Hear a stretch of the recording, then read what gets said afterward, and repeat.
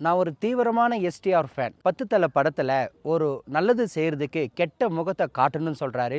அதுக்காக தான் என்னோட தம்ப்நெயில் ஃபுல்லாக நான் அப்படி வைக்கிறேன். ஆனால் வீடியோவை முழுவதும் பாருங்கள். ஒரு பிரியாணி செய்கிறதுக்கு துல்லியமான உப்பு அளவு சொல்லிட்டேன். ஆனால் சில பேர் கொஞ்சம் அதிகமாக இருக்குது கம்மியாக இருக்குன்னு சொல்லலாம். அது எதனாலன்றதுனால தான் இதை சொல்ல வரேன். இப்போ நம்ம கறி வாங்க போகிறோம். 20 கிலோ கறி வாங்குகிறோம். 20 கிலோ கறி நமக்கு சரியாக வருதான்னு நீங்கள் கண்டுபிடிக்கணும். கறி வெட்டும் போது அதில் கொஞ்சம் கழிப்பு மாதிரி கழித்து ஒரு 20 கிலோவுக்கு 1 கிலோ 1.5 கிலோ கறி குறையும். அப்புறம் இந்த கறியிலேருந்து நீர் வடிஞ்சு நமக்கு எடை குறையும். இதனால் கொஞ்சம் உப்பு அளவு அதிகமாகும்.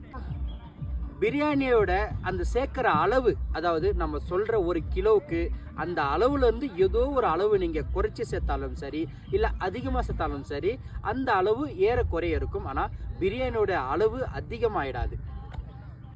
ஒரு குட்டி ஸ்டோரி என்னன்னா, வேளாங்கண்ணியில் ஒரு தடவை போய் சமைக்க போயிருந்தேன். அப்போ நான் வளர்ந்த ஒரு மாஸ்டராக இருந்தேன்.